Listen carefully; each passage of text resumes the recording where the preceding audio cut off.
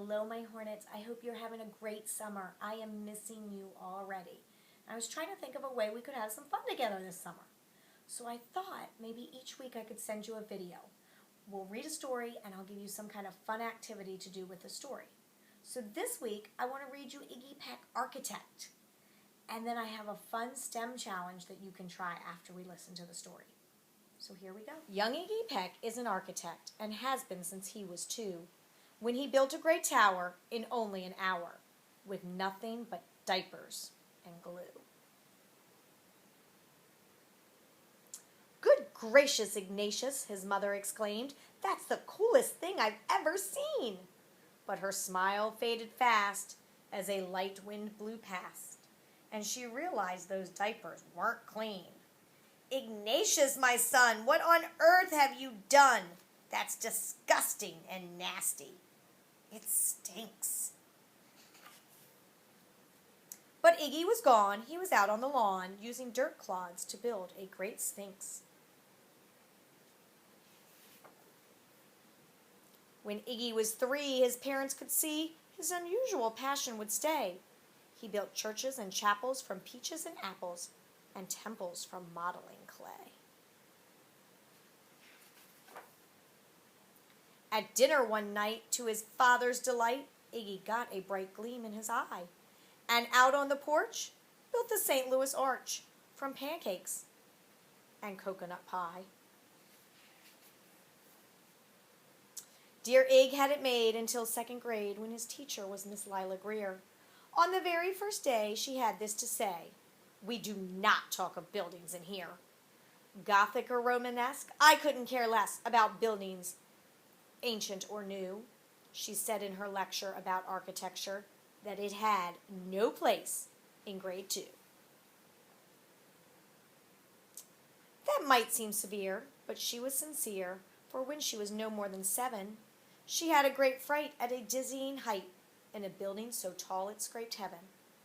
On an architect's tour of the 95th floor, young Lila got lost from the group. She was found 2 days later in a stuck elevator eating cheese with a French circus troupe. After that day, it's quite safe to say, she thought all building lovers were nuts. As a teacher, she taught that above all one ought to avoid them. No ifs, ands, or buts.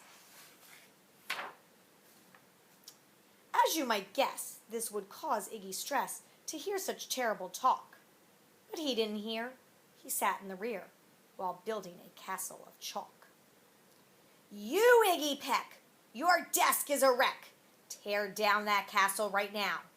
You will not build in here. Is that perfectly clear? Do you need to see Principal Howe?"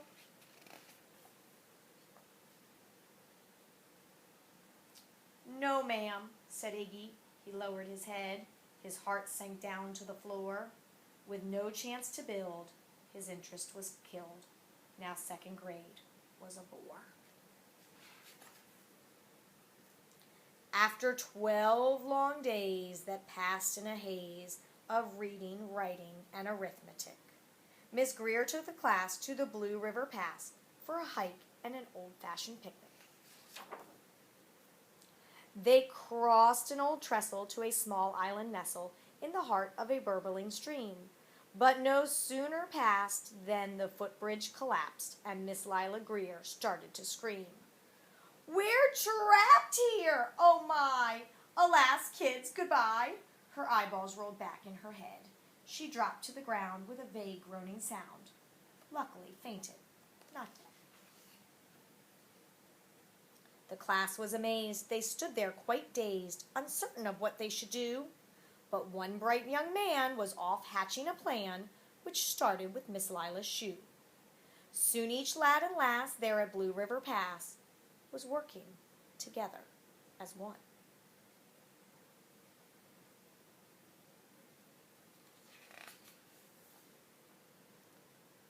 And when she came to, Miss Lila Greer knew that something quite brave had been done. She looked in the air and saw hanging there a structure with cables and braces, and on the far side, beaming with pride, for 17 smiling young faces. Boots, tree roots, and string, fruit roll-ups and things, some of which one should not mention, were stretched ridge to ridge in a glorious bridge, dangling from shoestring suspension. It all became clear to Miss Lila Greer as she crossed the bridge over the stream. There are worse things to do when you're in grade 2 than spend your time building a dream.